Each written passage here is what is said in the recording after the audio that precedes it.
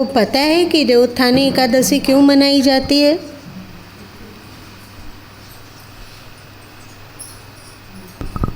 मुरु नाम के राक्षस से बहुत दिन लड़ते रहे। वो तो एकादशी की कहानी है। खास देवोत्थानी एकादशी क्या है?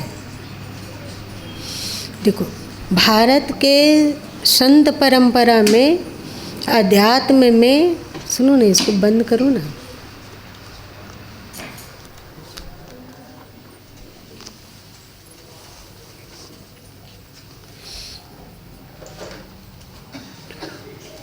पहले के समय में क्योंकि शाकाहार का, वैष्णवता का बहुत अधिक प्रचार था,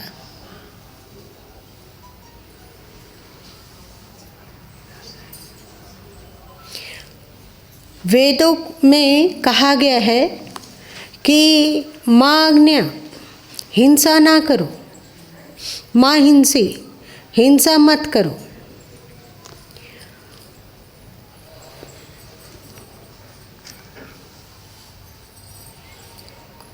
तो पहले के समय में पक्के मकान नहीं होते थे, सड़कें कच्ची होती थी, मिट्टी के होते थे। तो स्वाभाविक है कि बरसात में क्या कच कच कीचड़ युक्त हो।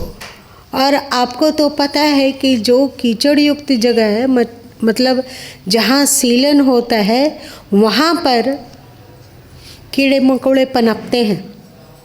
सही? तो बरसात के दिनों में एक जगह से दूसरे जगह जाने में हिंसा बहुत होती थी।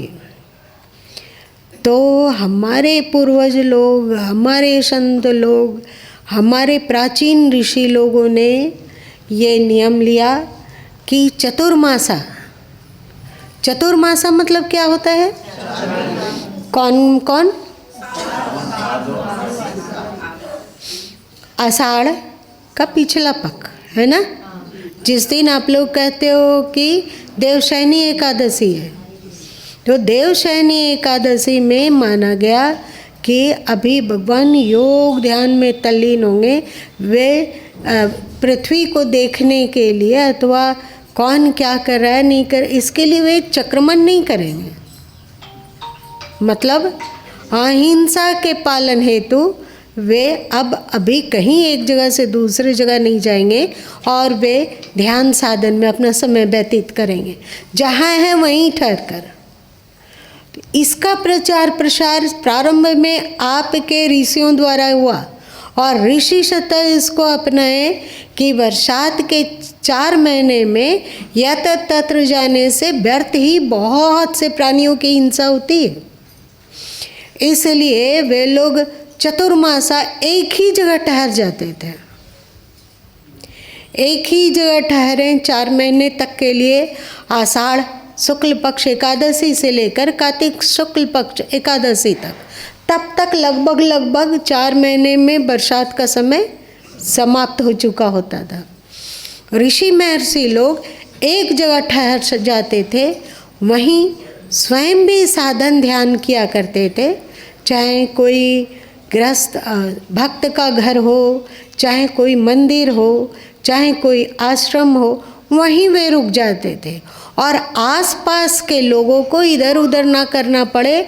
वे लोग भी, उन लोग को भी सत्संग में बांध कर रखा जा सके। सत्संग है, भजन है, कीर्तन है, ध्यान साधन है इत्यादि में पहले के समय में गृहस्थ लोगों में भी बहुत अध्यात्म के प्रति लगन होता था। तो फिर जहाँ सत्संग का कार्यक्रम हो रहा है, इसे बहुत पुण्यदायी हमारे ऋषियों ने इस तरह प्रचार किया कि इस महीने में सत्संग सुनने की महत्ता तो आकाश छुआ हुआ है। ये महापुण्यदायी है। जैसे कार्तिक महीने का सत्संग, शास्त्र कहते हैं कि आप साल के दूसरे महीनों में जो सत्संग सुनते हैं अथवा यज्ञ करते हैं, अथवा हवन करते हैं तो उसकी तुलना में जो कार्तिक महीने में अथवा सावन महीने में अथवा आषाढ़ का महीना हो अथवा और कुछ, इसमें आप सत्संग करते हैं अथवा ध्यान करते हैं अथवा योग करते हैं अथवा यज्ञ हवन करते हैं तो आपको अन्य दिन की अपेक्षा 1000 गुना अधिक पुण्य अथवा लाभ मिलेगा। यह कहने के पीछे क्या उद्देश्य रहा होगा हमारे ऋषि लोग का कि पब्लिक एक जगह स्थिर रहेंगे, आसपास के लोग एक जगह हो गए। संत लोगों का पुनीत कर्तव्य होता था कि ये 4 महीने वे कहीं भी ठहर जाए और ये संत अमुक संत यहाँ हैं तो यहाँ से 1-1.5 किलोमीटर की दूरी पर एक और संत ठहरे हुए हैं जो वहाँ भी सत्संग चल रहा है, थोड़ी दूर पर एक और संत हैं तो वे भी वहाँ भी सत्संग भजन चल रहा है और सब तल्लीन होकर डूब कर सत्संग का मजा लेते थे। आध्यात्मिक का ध्यान साधन करना अथवा आध्यात्मिकता के अनुसार जीवन जीना इत्यादि उन लोग का चलना शुरू होता था। क्या गृहस्थ और क्या विरक्त, इन सब के द्वारा पहले के गृहस्थ लोग सब ठहर जाते थे, लेकिन फिर आ जाता था बीच में कि विवाह है, शादी है और बहुत तरह का उत्सव है, ये सब तो करना ही होगा। तो हमारे पूर्वजों ने एक परंपरा निकाला कि भाई अब देवसैनी एकादशी आ गई, भगवान अभी शयन कर रहे हैं, योग निद्रा में चले गए हैं, इस बीच में आप कोई मांगलिक कार्य नहीं कर सकते। तो हमारे पूर्वजों ने सोचा कि यदि मांगलिक कार्य होते रहें तो फिर भीड़ होगी, फिर लोग का एक जगह से दूसरे जगह आना जाना होगा। तो उन्होंने ऐसा किया कि देख अभी भगवान शयन में है, योग निद्रा में है, तो मांगलिक कार्य करना उचित नहीं है। जैसे ही देवसैनी एकादशी हो गई तो फिर मांगलिक कार्य ठप बंद। सब अपने अपने जगह में जो हैं सत्संग सुनिए, यज्ञ कीजिए, हवन कीजिए और सदग्रंथों का पाठ कीजिए और अपने मन को क्वालिटी युक्त बनाने की कोशिश कीजिए। अभी हम लोग शरीर की शुद्धि, शरीर का सुख सुविधा का तो बहुत ध्यान रखते हैं, पर अपने मन को गढ़ने के लिए कुछ नहीं करते हैं। करते हैं कुछ नहीं, ढाका 3 पात है तो हम लोग का मन अनगढ़ रह जाता है। शरीर से हम भले ही बहुत सुख में हो, बढ़िया रहने का व्यवस्था है, खाने का व्यवस्था है, गर्मी हो तो पंखे की व्यवस्था है, ठंडक हो तो रूम हीटर की व्यवस्था है, सब तरह से अनुकूल है, लेकिन फिर भी सुख नहीं है, शांति नहीं है।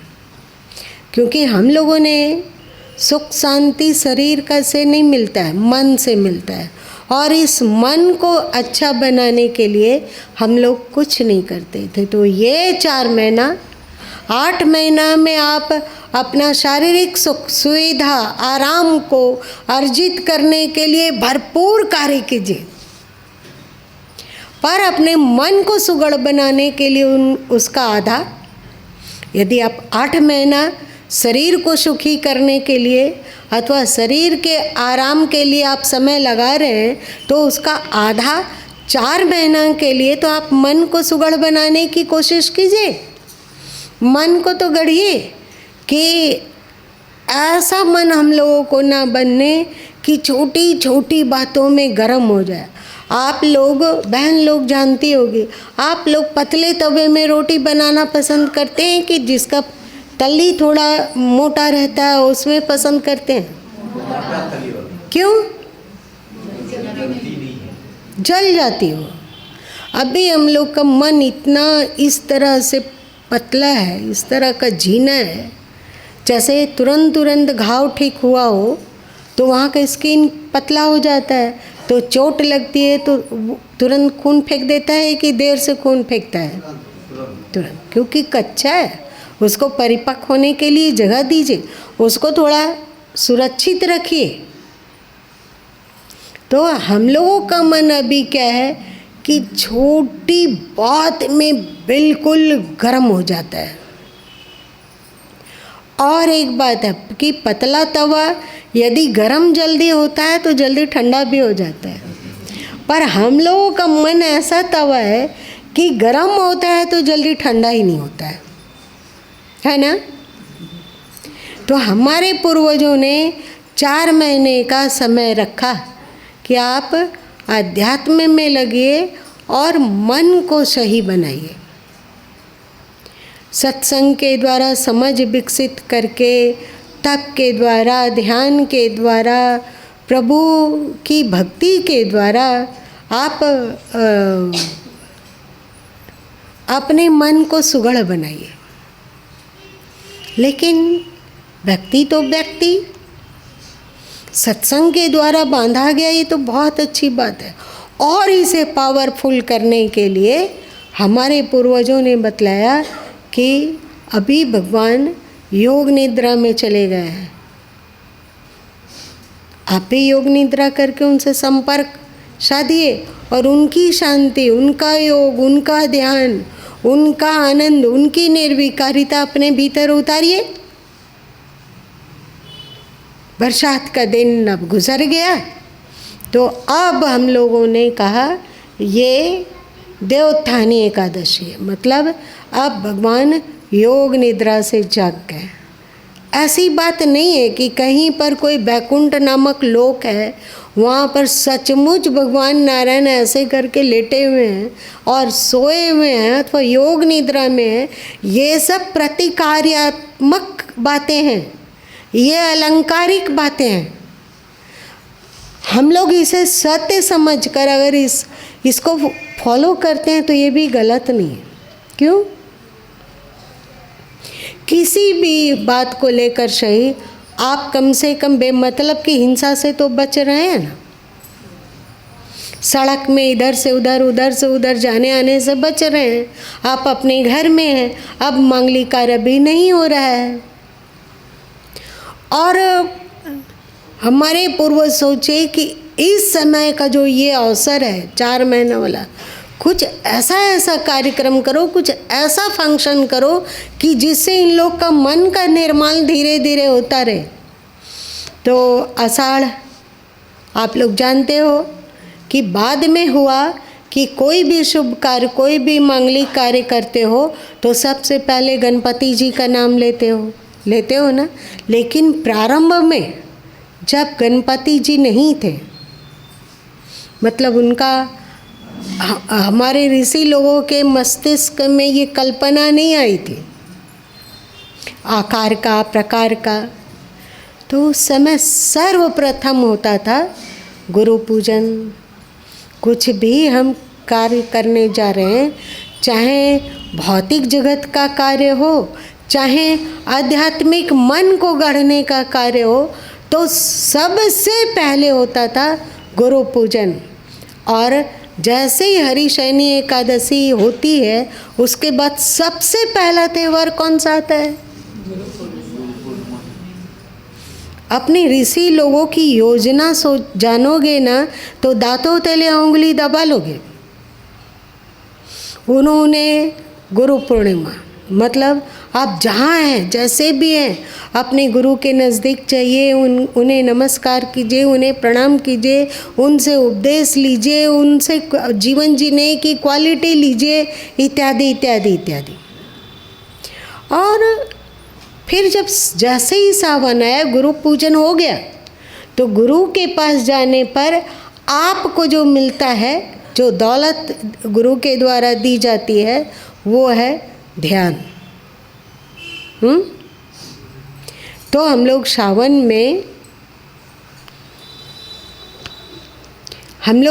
में किन की पूजा करते हैं? वे क्या करते रहते हैं? ध्यान। अब अब ध्यान में बैठिए, ध्यान का साधन कीजिए, ध्यान में अपने समय का कुछ नियोजन कीजिए, जिससे कि आपके भीतर आपके मन की क्वालिटी का विकास हो सके। ठीक है। लेकिन जब हम लोग मन को गढ़ने लग जाते हैं, मन को सुधारने लग जाते हैं, तो फिर कौन सी समस्या आती है?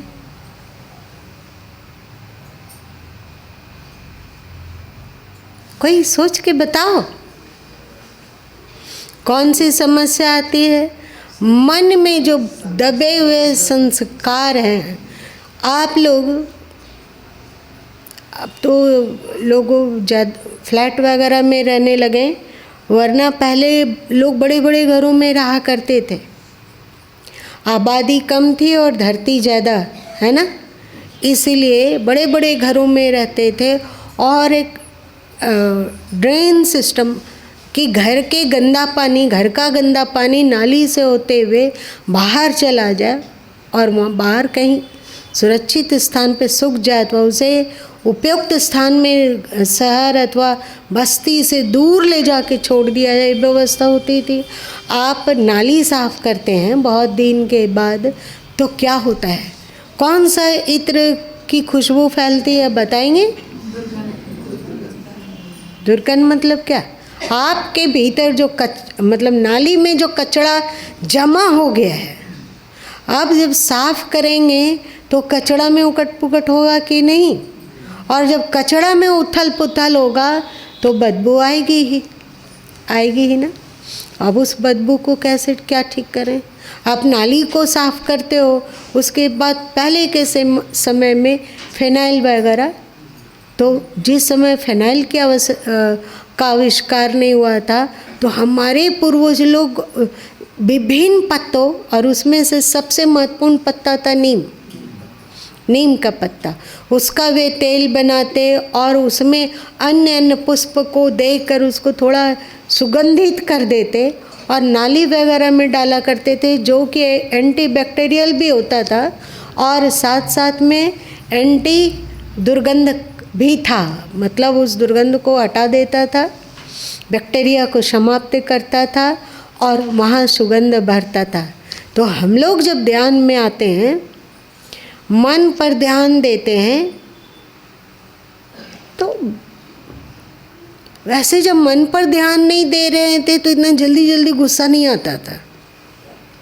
अब जब मन पर ध्यान देने लगे तो लगने लगा अंदर में कहाँ का दुश्मन बैठा हुआ है, गुस्सा आ रहा है, क्षोभ आ रहा है, चिड़चिड़ापन स्वभाव लगता है और अनेक तरह के उपद्रव की अनुभूति होती है। बेमतलब का किसी में दोष दिखने लगा तो इतना अधिक दिख गया दोष कि उसको कंट्रोल करना मुश्किल है और उसके प्रति बढ़िया से चिढ़ पैदा हो जाता है और वो सब चिढ़ टिक जाता है।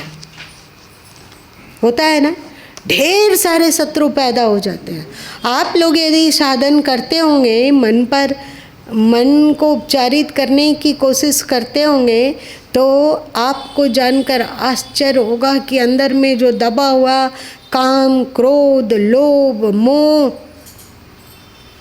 अहंकार, राग, द्वेष इत्यादि अद्भुत तरीके से उपन के निकलने लग जाते हैं।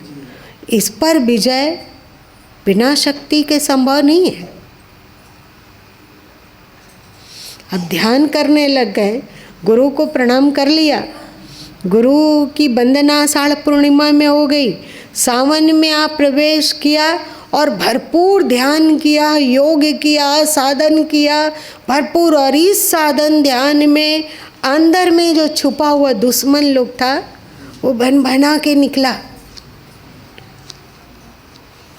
आप लोग देखते हो घरों में अथवा खेत वेत के अगल बगल आगे आप कभी रहे हो अथवा उसका अनुभव हो, तो इन बरसात के दिनों में जब पानी का बहाव होता है, तो बरसात के दिनों में जहाँ जहाँ थोड़ा बहुत भी बिल है उसमें पानी भरने लगते हैं, तो पता नहीं कहाँ से अंदर से दिमाग तो क्या कौन कौन सा कीड़ा निकल निकल कर पंख फैला फैला के इधर उधर उधर उधर।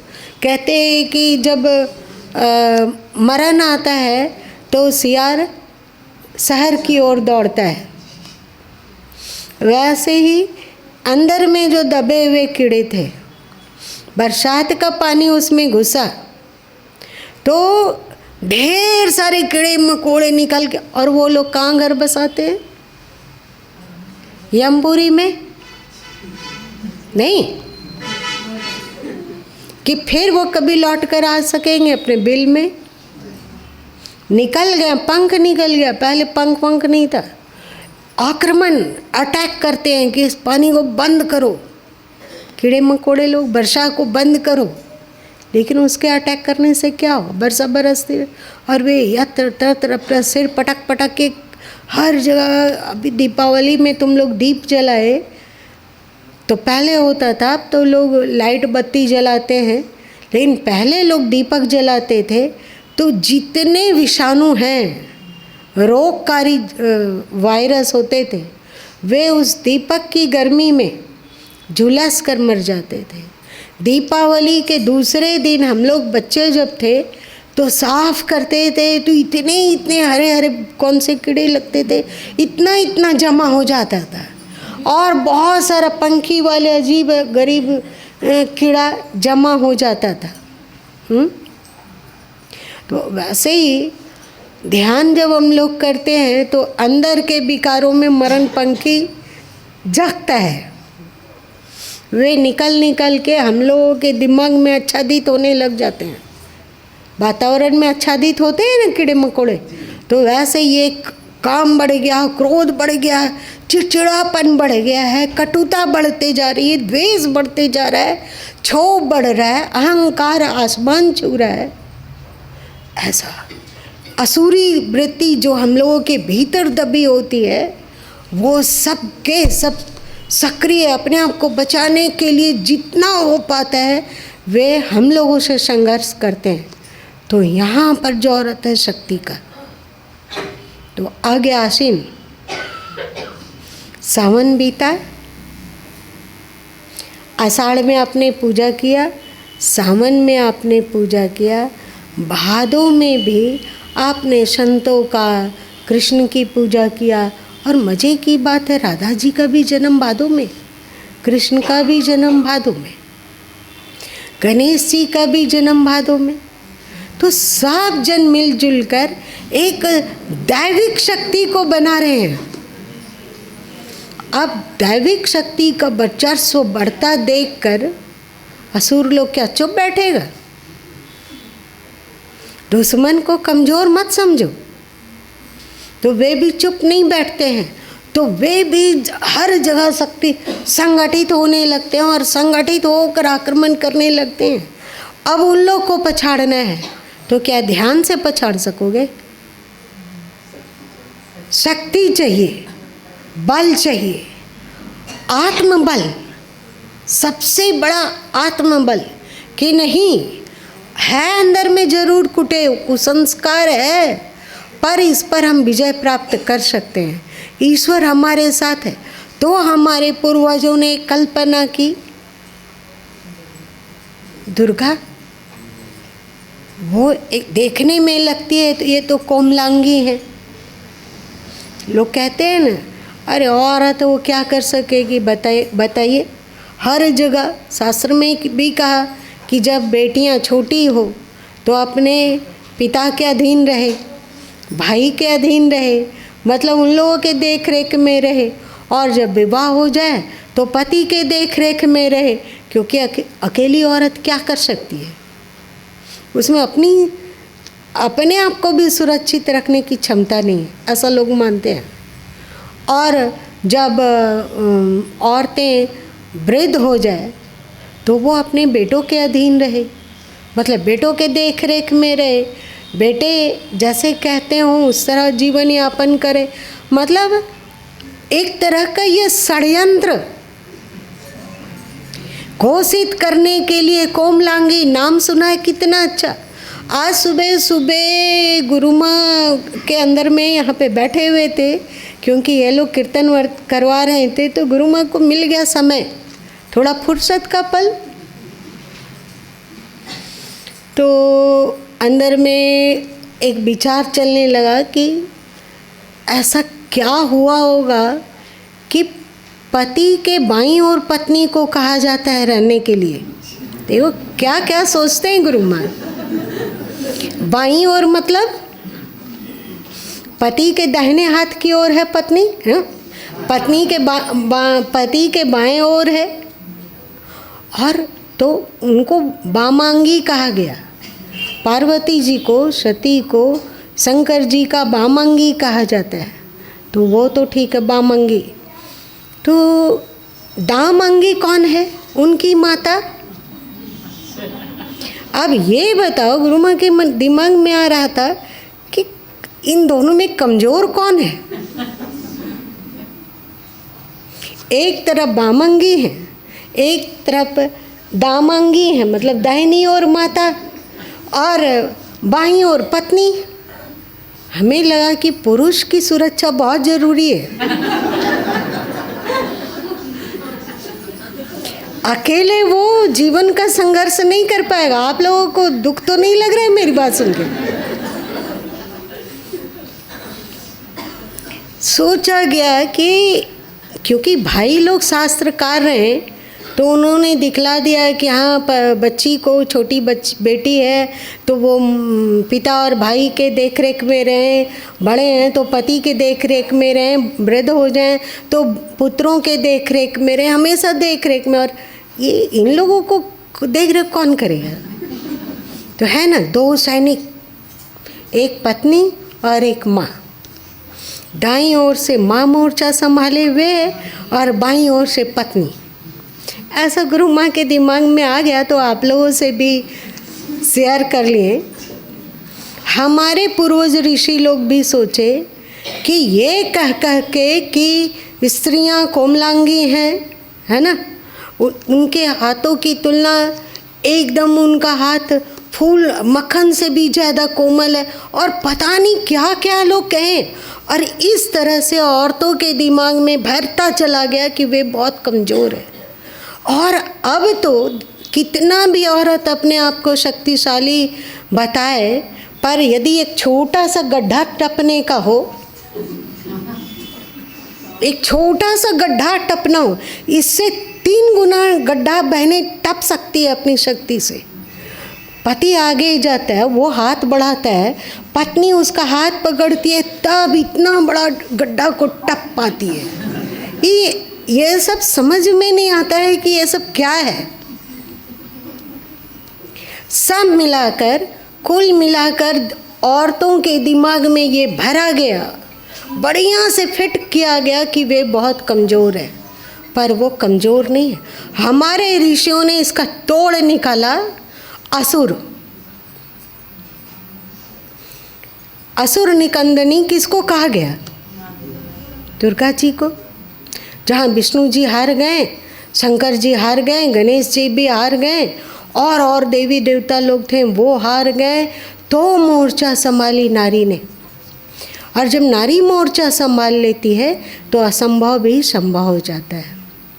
तो हम लोग शक्ति के रूप में, शक्ति के अधिष्ठात्री के रूप में किसकी पूजा करते हैं? देवी की पूजा करते हैं। और फिर मनु जी अंततः जिन्हें उन्होंने बहनों को कोमलांगी बता दिया और हमेशा किसी न किसी के अधीन रहने को बता दिया,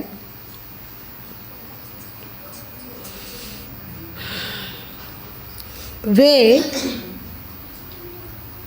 वही मनु जी ने उद्घोष किया कि स्त्री शक्ति स्वरूप है। यदि तुम्हारे घर में स्त्रियां खुश है तो समझो कि तुम्हारे घर में देवताओं का वास होगा। स्त्रियां खुश है मतलब क्या? उनको पनपने का मौका दिया गया, उनको शक्ति बढ़ाने का मौका दिया गया।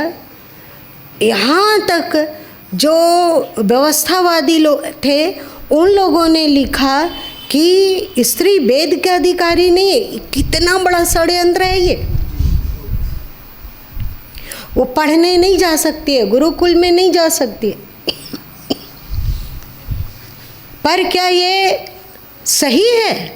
अगर स्त्रियों को पढ़ने नहीं दिया जाता, गुरुकुल नहीं ले जाया जाता, तो दशरथ के साथ एक बार कैकेयी भी युद्ध में गई थी और कैकेयी ने शत्रुओं का छक्का छुड़ा दिया था।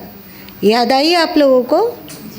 इसका मतलब है कि बहन लोग भी पावरफुल होती थी, उनको भी अस्त्र शस्त्र की शिक्षा दी जाती थी और वे भी विद्वान होती थी, क्योंकि मनु जी के 2 संतानों के द्वारा चंद्रवंश और सूर्यवंश की रचना हुई। मनु जी के बेटों के द्वारा तो सूर्यवंश चला और मनु जी की बेटी का नाम ईरा था, उनके द्वारा चंद्रवंश चला। और जब मनु जी यज्ञ करने लग गए तो ईरा को पुरोहिताई का कार्य मिला। मतलब मनु जी का यज्ञ संपादन का पूरा देख रेख, मंत्रोच्चारण सब कुछ ईरा ने किया, ऐसा हिंदू धर्म ग्रंथों में लिखा हुआ है। और जब गुरु माई इस बात को पढ़े थे तो बहुत खुश हुए थे कि ऐसा नहीं है कि स्त्रियों को पढ़ने लिखने पर बैंड कर दिया जाए, उनको घर में बंद कर दिया जाए, ऐसा नहीं है। यदि उनको अवसर मिलता है तो वो किसी से कम नहीं है, बुद्धि के मामले में भी और बल के मामले में। हो सकता है कि शारीरिक बल भाई लोगों की तुलना में बहन लोगों को कम हो, पर उसके पास बौद्धिक बल होता है, बौद्धिक बल होता है।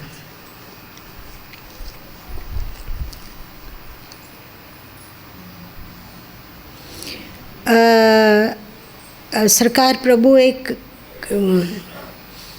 कहावत कहते थे, दृष्टांत सुनाया करते थे कि जब एक राजा के पुत्र का विवाह फाइनल हो गया और बारात लेकर निकलने लगे तो उधर लड़की पक्ष वाले तरफ से आया कि साथ में कभी भी कोई औरत ना आए। पहले लोग केवल पुरुष लोग ही बारात में जाते थे ना, अब जाने लगे। तो वो राजकुमारी के माता पिता ने कहा कि कोई औरत साथ में ना आए। तो राजकुमार के माँ बाप लोगों के दिमाग में खटका हुआ, कुछ ना कुछ तो गड़बड़ है। तो जो उसकी दादी थी वो बोली कि तुम लोग पत्ता वगैरह से ढक के हमें ले चलो साथ में, पता नहीं चलेगा। छुप के चली और आगे बढ़ने पर एक जगह स्वागत किया गया बारातियों का, और फिर लड़की वाले ने कहा कि महाराज का हुक्म है कि बाराती लोग तब तक आगे नहीं बढ़ सकता है जब तक कि एक बैलगाड़ी ईख, जब सारा ईख ये लोग खा लेंगे तब फिर बाराती आगे निकलनी जाएगी और मुहूर्त में ही पहुंचना है, मुहूर्त में पहुंचना है। अब इतना ईख को कैसे खाया जाए? सब यत्र तत्र नाचने लग गए, चिंता में बेवल बिकल हो गए। तो याद आया पोते महाराज को दादी की कि एक बार पूछ लेते हैं। तो वो दादी के पास गया और पूछा कि ऐसा ऐसा उधर से आया है, क्या करें? तो दादी बोली इसमें कौन सी बड़ी बात है, सब एक को दांत से 2-2 टुकड़ा करके फेंकते जाओ, चूस के उसको सीठी बना देना है, ऐसा तो आया नहीं है। तो दांत से उसको इधर से उधर 2 टुकड़ा करो और फेंक दो। तुरंत वहाँ वो आनन फानन में सब लग गए, दांत से 2-2 टुकड़ा करके इधर से उधर सब फेंक दिए। क्या हो गया कि एक खाया पिया हो गया।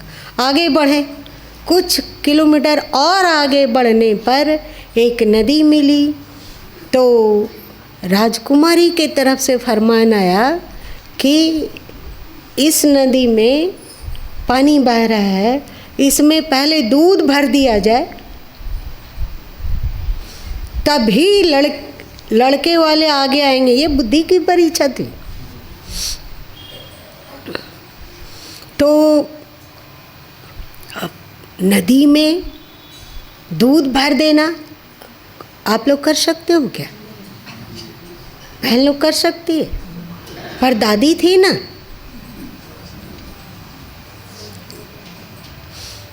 पोता महाराज दादी के पास गया कि दादी आप क्या करें?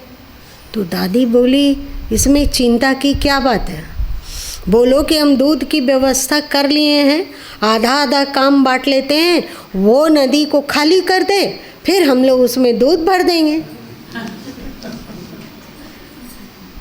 आधा काम वो राजकुमारी के पक्ष से होगा, आधा काम राजकुमार का पक्ष कर लेगा। हमको दूध भरने कहा गया, हम लोग इसकी पूरी व्यवस्था हो गई है, बस केवल आप लोग नदी खाली कीजिए, जितना जल्दी हो नदी खाली कीजिए, जिससे कि हम मुहूर्त में पहुंच सके। ऐसे ही बाधा रेस को पार करते करते लोग राजकुमारी के महल तक पहुंच गए। तो जो उसके पिताजी थे वो कहें कि ऐसा हो ही नहीं सकता है कि इस झुंड में कोई बहन ना हो। आप लोगों को कुढ़न तो नहीं हो रहा है? ऐसा हो ही नहीं सकता है कि इसमें कोई बहन ना हो। तो स्वयं राजकुमारी के पिताजी मतलब राजा महोदय आए और कहें कि क्षमा कीजिएगा मेरी गलती के लिए, हमें ऐसा नहीं कहना चाहिए था, लेकिन आप सच सच बता दीजिए कि क्या आपके साथ कोई स्त्री है? तो राजकुमार के पिताजी बोले कि अब आपसे क्या कहना समधी जी, हमारी जो माँ है मतलब लड़के की दादी, वो आई, बोली कि जरूर कहीं कुछ लोचा है। तो जहाँ पर ताकत से काम नहीं होता है वहाँ बुद्धि से काम होता है। और आज के समय में आप देख लो कि टॉपर लोगों में अथवा फर्स्ट होने में अथवा उत्तीर्ण होने में लड़कियां अक्सर बाजी मारती है कि बेटे लोग बाजी मारते हैं। तो बुद्धि बल देखते हो, रक्त बीज एक ऐसा असुर हुआ कि जिसका रक्त यदि जमीन में गिर जाए तो उतना उतना रक्त बीज असुर पैदा हो जाता था। सब देवता लोग का छक्का छूट गया, पर वो रक्त बीज एक था, अब करोड़ों करोड़ हो गया, क्योंकि एक बूंद रक्त गिरा तो उसे एक रक्त बीज असुर तैयार हो गया। जितने रक्त बिंदु उतने उतने असुर, अब सभी देवता पराजित हुए। तो किसने काम बनाया? उन्होंने क्या किया? बुद्धि का काम लिया या केवल शारीरिक बल? बुद्धि का काम। एक खपड़ा, जो भी रक्त गिरा है खपड़े में, वो धरती पर अब नहीं गिरेगा, है ना। और फिर असुरों का निकंदन हुआ। तो फिर इसीलिए अंत में हार कर कहना पड़ा तुम्हारे ऋषि महर्षि को। बहुत प्रयत्न किया गया कि बहन नारी शक्ति को दबाया जाए, लेकिन नहीं हो सका। उनको स्वीकार करना कि पड़ा कि भाई एक तरफ बामांगी विराजे और एक तरफ दामांगी विराजे। आप लोग को खुशी नहीं हो रही है क्या?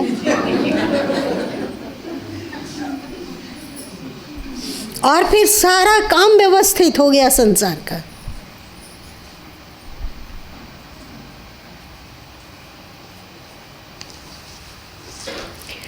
तो शक्ति के द्वारा हमने अपनी शक्ति को पहचाना और जो आसुरी वृत्तियां हम लोगों के भीतर थी उन सबको नष्ट कर डाला, है ना।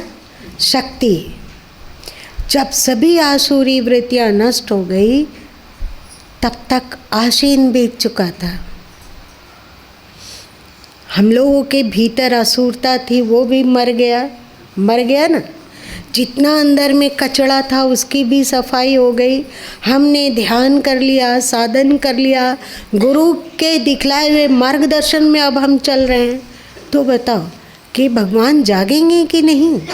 तुम लोगों के भीतर जो भगवान सोए हुए हैं वे जागेंगे कि नहीं? जो सिस्टम को हमारे पूर्वज लोग देखो कितना अलंकारिक भाषा में सब कुछ को कहा, पर इसकी समझ हम लोग नहीं समझ पाते। तो इसको खोलने के लिए भी एक माँ की ही आवश्यकता हुई।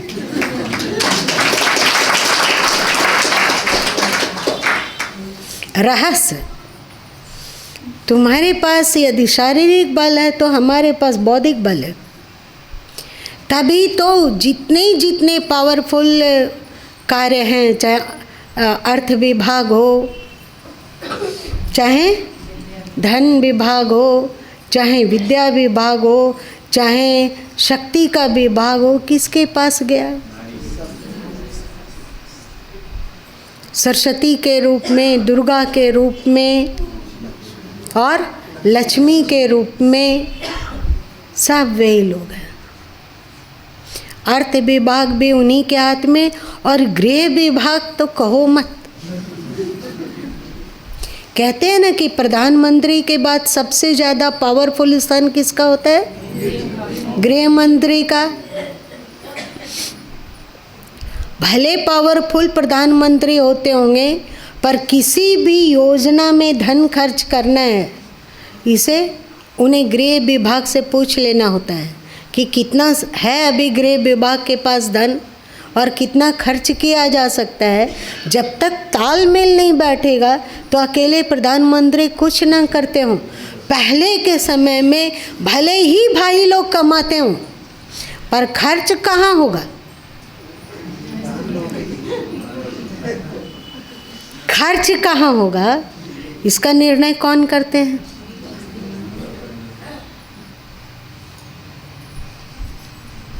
इसीलिए बहन लोग को भी समझना चाहिए कि वो ऐसा नहीं है। शास्त्रों में ये भी कहा गया कि अवगुण 8 सदा उर रहें। रामचरितमानस में बतलाया गया कि स्त्रियों में 8 अवगुण हमेशा रहता है। तो ये गुरु माँ को बिल्कुल अच्छा नहीं लगता है, चाहे किसी भी ग्रंथ में लिखा हो, पर जो समझ में नहीं आता हो उसको प्रणाम कर लेना चाहिए। निंदा तो नहीं करनी चाहिए, पर उसे मानना भी नहीं चाहिए कि भाई लोगों की तुलना में बहन लोगों में ज़्यादा कामुकता होती है, ऐसा शास्त्र कहता है। चाहे भाई लोगों की तुलना में चंचलता ज़्यादा औरतों में होती है, चाहे भाई लोग की तुलना में बहनों में अज्ञान ज़्यादा होता है, चाहे भाई लोग की तुलना में उटपटांग जिद बहन लोगों में ज़्यादा होता है। उन लोगों में कपट और पाप भाई लोग की तुलना में ज़्यादा होता है। ये तो नहीं मानने योग्य बात है। अगर ऐसा है, अगर इस बात को आप मानते हो, तो आप सबसे पहले आप ऋषि लोगों के पर केस कीजिए कि आपने धन विभाग क्यों लक्ष्मी को दिया, विद्या का विभाग दे दिया, गृह विभाग दे दिया, सारा महत्वपूर्ण विभाग उनके हाथ में दे दिया, और साथ साथ में वे लोग ये भी उद्घोष करने लगे, या देवी सर्वभूतेषु। यदि सारा पाप का खजाना औरतों में ही है और भाई लोग सबके सब अच्छे हैं, तो फिर ये सब तो बोलना नहीं चाहिए। आप लोग एक तरह जैसा बात बोलो ना, इसका मतलब है ये सब छेपक है। इसको अस्वीकार किया जाए कि ये शास्त्रों में नहीं, बहन लोगों में बहुत समझदारी है। धीरे धीरे धीरे धीरे करके जैसे ही वो अपने आध्यात्मिक शक्ति को नहीं पहचानने लगी, भूलते चली गई, और वे बाह्य आडंबरों में से प्रभावित होने लगी, कान की कच्ची होने लगी, और धीरे धीरे धीरे अध्यात्म से दूर होने के कारण सने सने उसमें स्वार्थ बढ़ता गया, और ये मैं है, ये मेरा है। इतना स्वार्थ बढ़ते हुए भी अभी भी भाई लोग का जो बागडोर है वो औरत के ही हाथ में होती है। अगर कोई बेटा अपनी माँ को बहुत मान रहा है तो देखो, बुरा मत मानो, तो फिर पुरुष की तुलना में उसकी पत्नी ज़्यादा पूजनीय है। क्यों? कि अगर पत्नी साथ ना दे तो भाई लोगों में की साड़ी हेकड़ी धरी की धरी रह जाएगी। वो अपनी माँ से 4 बात भी अच्छा से नहीं कर पाएगा। देख लो, कल ही गुरु माँ बैठे हुए थे, प्रियंक भी था, शाम को मिलने के लिए आ गया, तो चर्चा चली, तो हमने कहा अरे भाई तुम लोगों को चतुराई क्यों नहीं सीखते हो तुम लोग, भाई लोगों का इतना अकल कम क्यों होने लगा। तो उसे बड़ी उत्सुकता हुई कि कौन सा अकल कम हो रहा है। तो बहन लोग को देखो कि वो एकदम, उसका पति उसके अपने माँ बाप से फ़ोन पर भी नहीं बात कर सकता है, और कितना बार बात किया वो लड़का, जो कि अब मेरा खरीदा हुआ नौकर है, 7 बार घूमा है, और 7 कितने बार पैर छुआ जाता है? 7 बार, 7 बार पैर छू कर दासत्व स्वीकार कर लिया है। अब तुम अपने माँ बाप से भूल कर भी फ़ोन पर बात नहीं कर सकते हो, और अपने रिलेशन से भी नहीं बात कर सकते हो, और भाई लोग इतना कमज़ोर, बिल्कुल बलि के बकरे की तरह मैं करने लग जाता है। वो क्या बोल पाता है कि ठीक हम नहीं ना बात करते हैं, लेकिन ये शर्त हुआ कि तुम भी अपने माँ बाप से बात नहीं करेगी। आज तक कोई भाई को बोलते सुने हो आप लोग? आप लोग बोले हो क्या? हम भी नहीं करते हैं। विवाह तो दोनों का हुआ है, तो जब तुम बोल रहे हो कि हम अपने माँ बाप से बात नहीं कर सकते हैं, तो तुम भी अपने माँ बाप से बात नहीं कर सकती हो। हम पर भी विदेश में दोनों लोग रहते हो, कोई बात नहीं, आओ भारत, ना तुम अपने माँ बाप से मिलने जाओगी ना हम अपने माँ बाप से मिलने जाएंगे, किसी होटल में रहेंगे। और अब तो मोदी जी रंग बिरंगे मंदिर बनवा दिए हैं, तो उसमें घूम फिर लेंगे और फिर अपना विदेश आ जाएंगे। तुम भी माँ बाप से अपना नहीं मिलना, ना फ़ोन पर बात करना, हम भी नहीं मिलेंगे और ना फ़ोन पर बात करेंगे। ऐसा कोई पुरुष एकाक बता दो, ऐसा बहुसंख्यक क्या हो रहा है बताओ? ये बुद्धिहीनता का नहीं प्रमाण है कि भाई लोग महाबुद्धू होते हैं, उन लोग के पास घुटना में भी बुद्धि है कि नहीं सो पता नहीं है। यदि वो कह पाता, हिम्मत रख पाता कि ठीक है तुम माँ बाप से बात नहीं करने कहते हो, हम नहीं करेंगे, लेकिन तुम भी यहाँ नहीं रहो, तुम भी अपना जगह जाओ। जो जन्म दिया, पाला पोसा, पढ़ाया लिखाया, अपना खुशी, अपने सुख को पग काट काट करके मेरे भविष्य का निर्माण किया, आज तुम कहती हो कि उसके साथ बेवफा हो जाओ। तो जब हम अपने माँ बाप के नहीं हो सकेंगे तो तुम तो 4 दिन से आई हुई हो, हम तुम्हारे कैसे हो जाएंगे? और हम तुमको क्यों माने? अपना ये रंग रूप का चमक दमक है ना, किसी और को दिखाओ। यदि हम अपने माँ बाप से बात नहीं कर सकते हैं, उनको अपनी कमाई का एक हिस्सा भी, छोटा सा हिस्सा देते हैं, तो तुम एकदम चाय करने लग जाती हो। तो तुम अपने जगह में रहो ना। ऐसा भाई लोग क्यों नहीं कर पाता है? कौन कहता है कि स्त्री में कामुकता अधिक है? अगर पुरुष में कामुकता नहीं होती तो वो पगलपना औरत लोग के पीछे, वो गलत कहे सही कहे सब हम यहाँ बताओ। और क्या करें, और क्या करें? और किसे नहीं बात करना है, भाई से भी नहीं करें, नहीं तो ठीक है भाई से भी नहीं। केवल जी हुजूरी, ये जी हुजूरी करने की जो बुद्धि है या पागलपन है, ये भाई लोग देखने में लगते हैं कि बुद्धिमान है, ताकतवर है, लेकिन सच पूछा है तो ये सब जब गुरु माँ देखते हैं ना तो एकदम घिन लगने लगता है कि भाई लोगों की बुद्धि इतनी अधिक, इतनी सड़ कैसे गई, इतने वे कायर कैसे हो गए, इतने वे क्लीव कैसे हो गए। क्या लगा कि केवल गुरु माँ बहन लोग का पक्ष ले रहे हैं, बहन में यदि गलती है तो उसका भी उजागर कर रहे हैं, और भाई लोगों में ये कमजोरी है, तो उस पर वो विजय क्यों नहीं हो सकता है? अगर पुरुष मजबूत होता तो कोई बहन में इतनी ताकत नहीं है कि उसको घसीट कर मन माना आचरण करवा सके। हमेशा हमेशा हमेशा हमेशा डांट, हमेशा फटकार, हमेशा चिल करना। पहले के समय में ना भाई लोग अत्याचार किया, अब बहन लोग अत्याचार कर रही है। पहले भाई लोग गरजता था, चिल्लाता था और घर की औरतें सुनती थी और सहमती थी। अब बहनें गरजती है और भाई लोग एकदम दम दबा कर बैठे रहते हैं। बोलो क्या करना है, क्या करना है, क्या करना है? इतनी कायरता क्यों? आप छोड़ नहीं सकते, छोड़ दो ना। दिन भर चिल्लाना, दिन भर चीखना, दिन भर हुक्म करना, दिन भर एकदम इतना। यदि दाई नौकर के आगे चिल्लाया जाए तो दाई नौकर तो छोड़ के चले जाते हैं। तो आपने कौन सी नौकरी, कौन सा दासत्व स्वीकार किया है? आप इतने इस तरह पिल क्यों? कौन कोमलांगी है बताइए? बहन लोग ये मत सोचना कि मेरे पतियों को भड़क जाएंगे, कल से तो उनको सत्संग में नहीं जाने देना है, ऐसा तुम लोग मत सोचना। ये तुम लोगों में गलती है। इस गलती को सुधारोगे तो और अच्छे हो जाओगे, और अधिक पावरफुल बनोगे और तुम्हारा घर सच में मंदिर हो जाएगा। सच में वहाँ लक्ष्मी का भी वास होगा और शक्ति का भी वास होगा और विद्या का भी वास होगा। इसी की चर्चा तो श्री कृष्ण गीता के 16वें अध्याय में किए हैं। गुरु माँ को 16वां अध्याय बहुत पसंद है।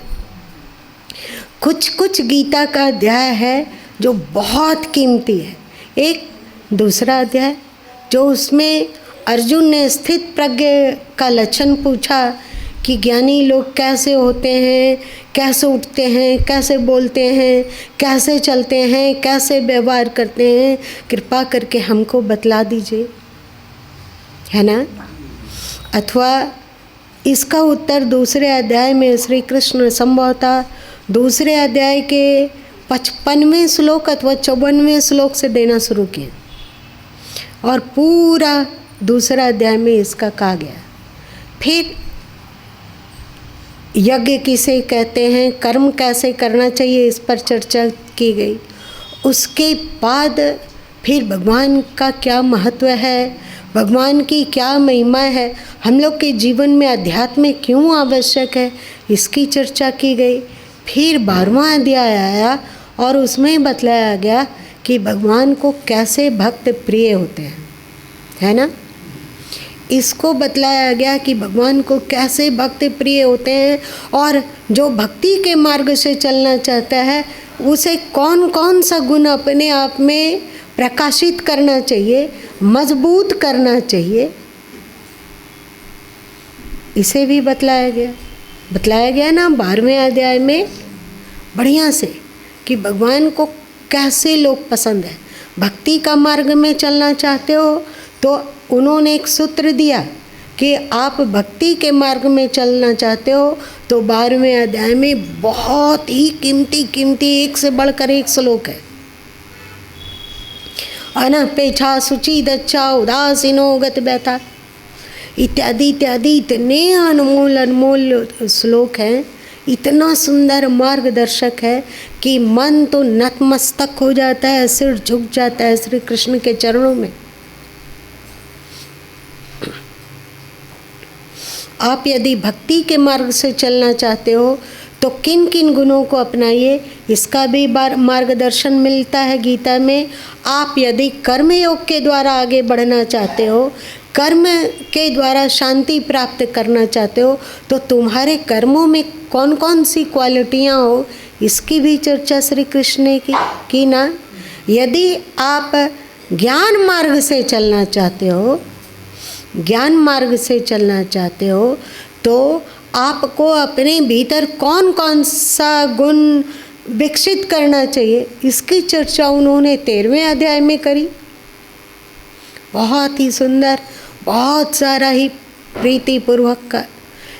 किसी को है कि भाई हमें ना ही कर्मयोग बहुत भाता है, ना ही भक्ति योग बहुत पसंद है। भगवान की भक्ति करना ये सब हमारे पास की बात नहीं है।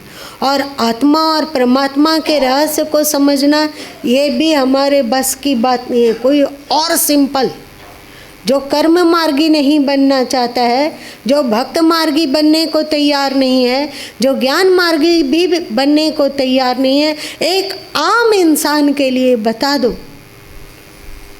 कि क्या वो करे। तब श्री कृष्ण 16वां अध्याय कहते हैं, 16वां अध्याय कहते हैं।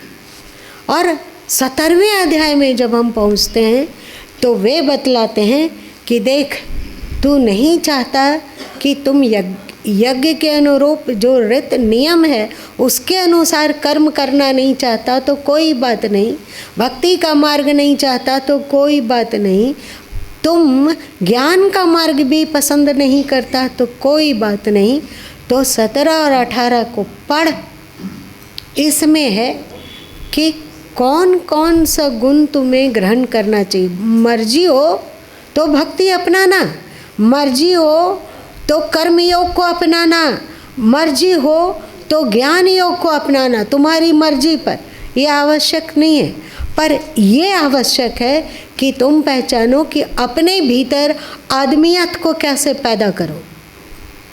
तुम मनुष्य हो तो तुम्हारे में मनुष्यत्व कैसे आए, एक आदर्शतम मानव कैसे बन सको, ऐसा मनुष्य अपने जो कि हमेशा प्रसन्न रहे, आनंदित रहे, खुश रहे, इसका रहस्य उन्होंने 17वें और 18वें अध्याय में खोला।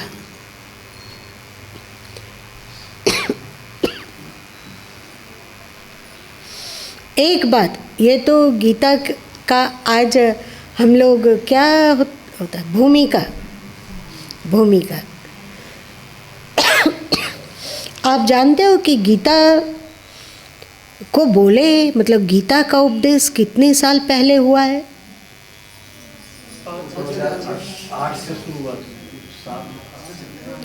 5560 साल।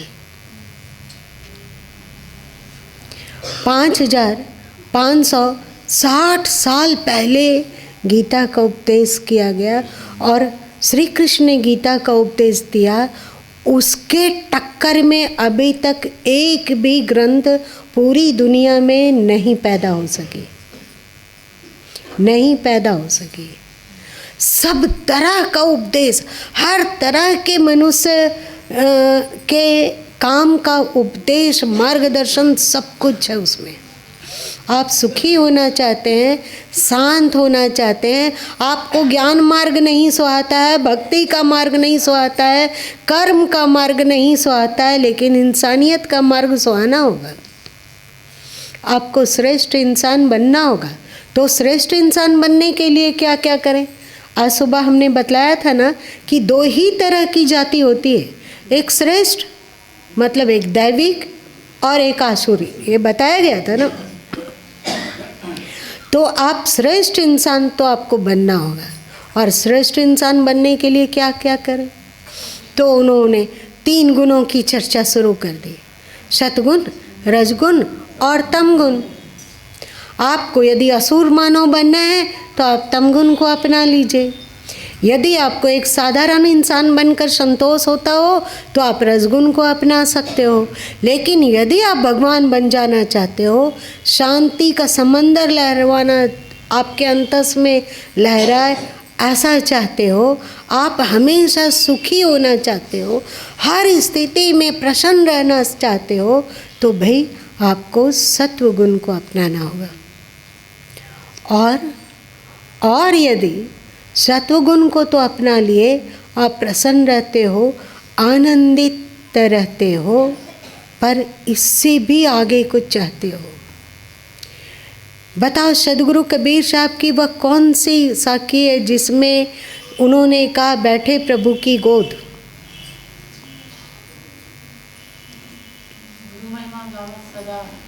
मन अति राखे मोद।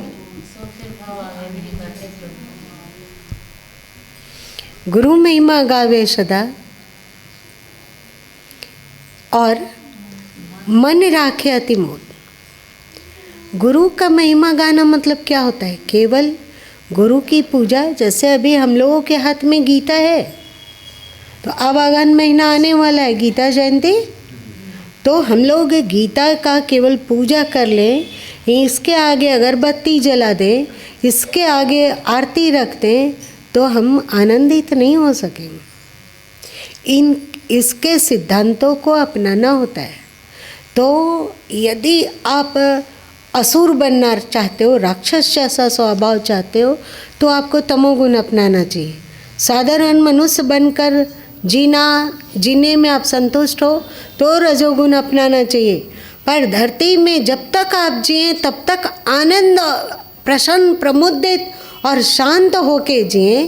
अगर ऐसा चाहते हैं तो आपको सत्वगुण अपनाना चाहिए। लेकिन आप इससे कुछ अधिक चाहते हैं। बैठे प्रभु की गोद, देखो कौशल्या जी की गोद में छोटे से राम जी बड़े अच्छे लगते हैं ना? आप लोग को अच्छे नहीं लगते? और यशोदा की गोद में श्री कृष्ण कितना प्यारा लगता है। ये यशोदा और कौशल्या तो एक जन्म का रिश्ता था, टूट गया। यदि यशोदा और कौशल्या भगवान बन जाए और हम सब बन जाएं उनके कान्हा और हम उनके राम, और उनकी गोद में बैठ सके तो कैसा लगेगा? छोटे से नन्हे से बच्चा बनाए रखो। कहाँ है, किस पद में? मुझे से लगाए रखो। क्या हम लोग गा सकते हैं?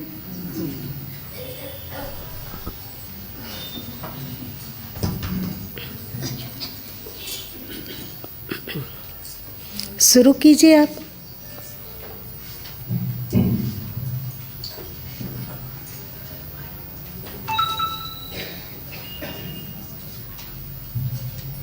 ओ मेरी प्रेम धन माँ, ओ मेरी प्रेम धन माँ, मुझे अब से लगाए रखो, मुझे अब से लगाए रखो, ओ मेरी प्रेम धन माँ, ओ मेरी प्रेम धन माँ, मुझे बड़ा होने दो, मुझे बड़ा होने दो, मुझे बड़ा होने दो, बच्चा बनाए रखो, ओ मेरी प्रेम धन माँ, ओ मेरी प्रेम धन माँ। बड़े होने पर तो विलग होना पड़ता है सबको, बड़े होने पर तो विलग होना पड़ता है सबको, बड़े होने पर तो विलग होना पड़ता है सबको, बड़े होने पर तो विलग होना पड़ता है सबको। शिशु ही रहने दे मुझे आज गोद में, शिशु ही रहने दे मुझे आज गोद में, गोद में समाए रखो, ओ मेरी धन माँ, ओ मेरी धन माँ। काम क्रोध कलिमल काल कूट नहीं आने दो, नहीं आने दो मरने में क्रोध कली बल काल कूट नहीं आने दो नहीं आने दो मन में शिशुवत सरल सुभद्र वंदित शिशुवत सरल सुभद्र वंदित मन बनाए रखो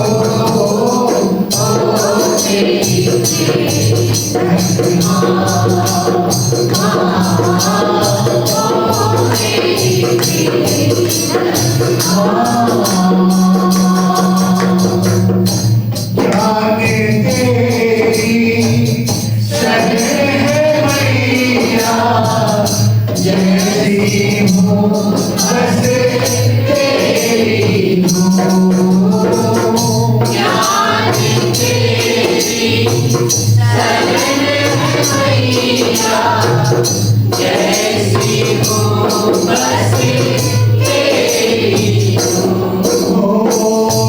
जाने तेरी शरण है मैया जैसी हूँ बस तेरी हूँ जाने तेरी शरण है मैया जैसी हूँ बस तेरी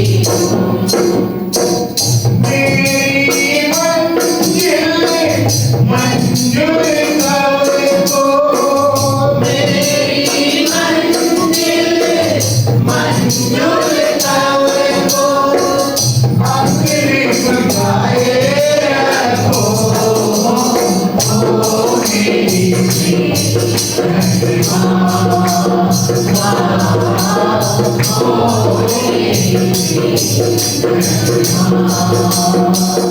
मुझे आँख से लगाए रखो मुझे आँख से लगाए रखो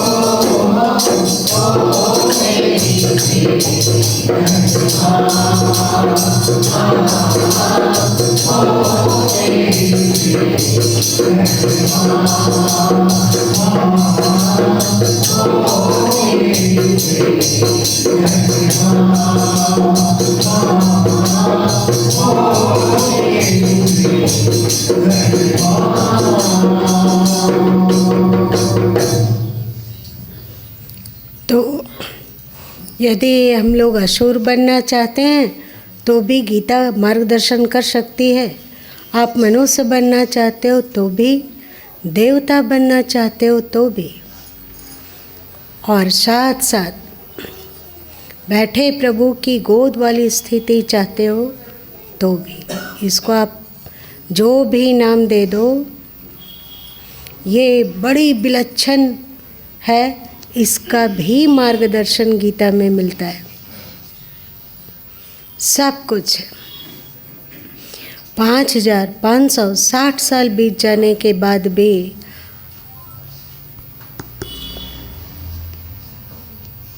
नहीं मिला। गुरु माँ बहुत सारे ग्रंथों का पठन किया, पढ़ा, पर बीजक में साधन पक्ष बड़ा कीमती है, वो कमज़ोर नहीं है। गीता क से क्षत्रज्ञ सब कुछ बतलाता है। ABCD से लेकर XYZ तक सब कुछ।